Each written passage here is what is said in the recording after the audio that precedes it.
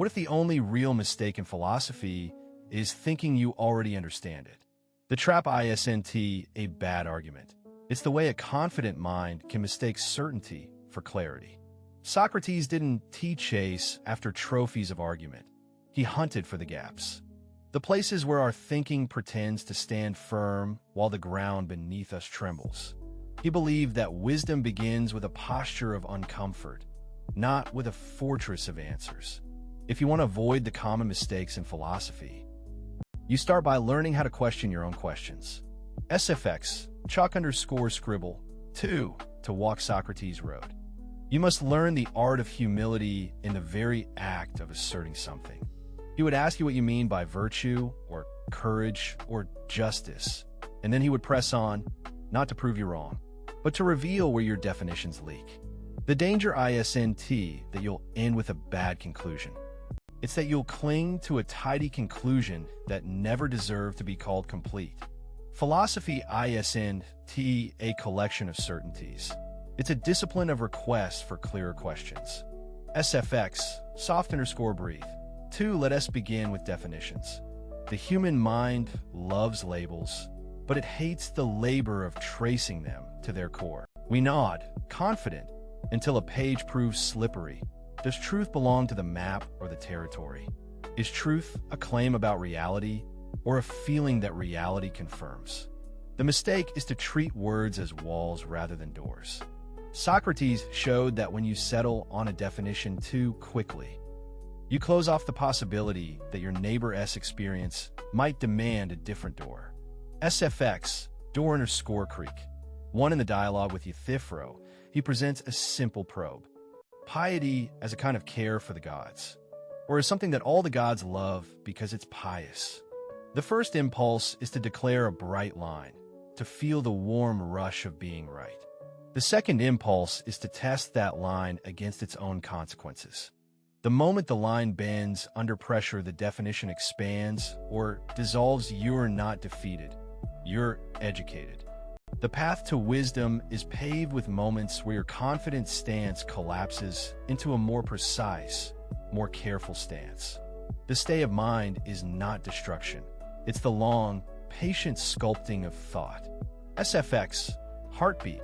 1, humility in argument does not imply weakness. It preserves the possibility of truth. Socrates didn't want to win debates. He wanted to win understanding. And he knew a crucial thing. A compelling argument can still be built on a hidden assumption. The trick is to scatter those assumptions like dry leaves, so you can see which ones burn too quickly when the wind changes. This is where many philosophers stumble by mistaking the fire that lights their path for the perfect map of the territory. SFX, scribble. 1, let me pause on a lesson that travels beyond the academy. The human mind loves the illusion of certainty, yet it thrives on refinement. If you want to avoid the mistakes in philosophy, cultivate a lag between conviction and action. Read a source, hear a counterargument, and then wait. Let your position cool. If it remains true after the cooling, you've earned confidence. If it softens, you've gained a more honest stance. The Socratic method isn't a weapon. It's a temperament, a way of living with questions rather than wielding them to silence doubt. SFX, soft_bell. 1, now consider the role of dialectic itself. A good dialogue doesn't merely contradict, it clarifies. You can see this in everyday life when a heated opinion suddenly reveals its edge and, in the moment of friction, a better version of the idea emerges. That is not erosion. It is the long, patient sculpting of thought. The world doesn't yield its truth all at once. It yields it, sometimes, through the friction of 2 honest minds asking each other to be more exact. The danger lurks in the asymmetry of influence. When one side wields the authority of certainty, the other side can retreat into self-preservation rather than honest inquiry. Socrates faced the risk of humiliation every time he pressed for clarity, and he endured it because he believed truth is not a popularity contest. The lesson for us is simple. Power to persuade is not the same as power to illuminate. If your goal is illumination, You must invite the stubborn and the sincere to stand the test together. SFX, crowd_murmur. 2. A second big mistake to avoid is the seduction of grand narratives. Philosophy loves scale, the big picture, the universal law that makes sense of everything. Yet truth rarely arrives dressed in one grand robe. It slips in through little doors. A counterexample here. A subtle linguistic shift there. A neglected detail finally seen. Socrates repeatedly redirected attention to the margins, the forgotten example, the overlooked premise, the assumption most people don't even notice they carry. In your own thinking, the margin is where error hides in plain sight. Do not worship the center while the edge corrodes. SFX, paper_Russell. 1. To illustrate. Imagine a claim about human happiness defined as the uninterrupted victory of desire. If happiness is simply the fulfillment of appetite, we might explain much of what we see in the world. Yet such a definition could lead to cycles of craving, guilt, and relapse.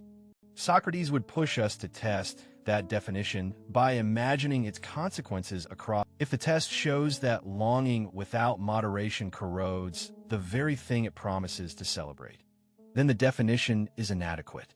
The mistake would be to pretend the flaw is merely a temporary error rather than a sign of a deeper misalignment between word and life. SFX, clock_tick. 1. Here is a turning point you can carry into any inquiry. Don't chase certainty, chase coherence. Coherence is the quiet satisfaction you feel when your beliefs fit together with your actions, with your memories, with the consequences you're willing to endure. Socrates would say that to be wise is not to know all the answers, but to know when your answers stop serving you and to be willing to revise them. The courage to revise is a different kind of courage than the swagger of having stood your ground. SFX, soft_chime. 1. The third pitfall is becoming a casualty of your own cleverness. A sharp mind is a dangerous ally if you mistake cleverness for truth. The paradox is that cleverness can hide incompetence by creating elegant excuses that sound compelling but lack substance. Socrates warned against the trap of using rhetoric as a shield rather than a tool. If your aim is truth, you must be more exact than convincing. You must be open to refutation in the exacting sense of being asked to defend the weakest point of your own position. The moment you feel your defenses tightening, pause.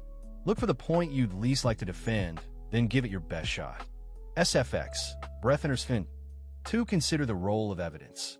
Philosophy doesn't demand the certainty of physics, nor does it abandon evidence to the realm of feeling. It asks for a disciplined interpretation of experience. What counts as evidence?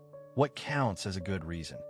And how do we test the force of our own claims against what others observe, feel, or remember?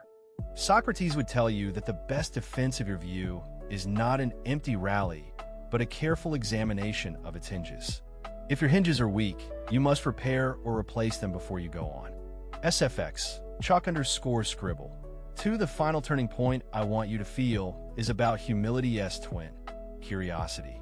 The learner's posture is not a lack of confidence, but a refined confidence, the confidence that begins by admitting you may be mistaken and ends with a more trustworthy conclusion. Socrates didn't teach certainty. He taught the discipline of asking for more precise questions. If you adopt that discipline, you'll find that mistakes in philosophy aren't failures to be avoided at all costs. They're the map of your own intellectual terrain, and they guide you toward healthier questions, tighter definitions, and wiser decisions. SFX, soft_wind. 2. So what is the practical takeaway? When you engage any philosophical claim, start by clarifying the terms. Then test the assumptions beneath them. Then examine the consequences that follow. Ask not just whether you're right, but whether your reasoning could be revised without losing coherence. And finally, remember that the aim of philosophy isn't to close the book with a nail in the coffin of uncertainty, but to keep the book open, with margins wide enough for future corrections, and a reader brave enough to fill them. SFX, Heartbeat. 1. If you want to walk this path, carry a simple rule. Respect the power of a precise question. Be suspicious of neat answers that gloss over the work of thinking. And when you feel the pull of certainty, breathe, reread your premises, and invite the possibility that a better question will emerge from the dialogue you've yet to have. SFX, soft_fade. 2. In that space between conviction and doubt lies the virtue Socrates, not one that merely appears thought out. The mistakes to avoid are not only bad arguments, but the habits that make you blind to your own revision.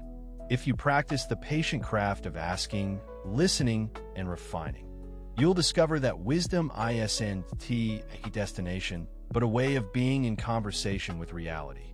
SFX, peaceful_chord. 3. And that perhaps is the most Socratic sentence of all. To know how to proceed is to know when to pause. And to pause is to learn what you still don't know about learning itself. SFX, soft_fade. 1. Open your eyes to the next question and carry it with you.